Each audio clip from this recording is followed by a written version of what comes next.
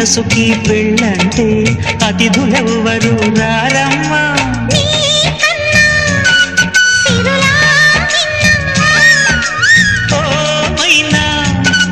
మన మనవును మెచ్చిన మనసులు పెట్టిన సుముహూర్తం ఇది.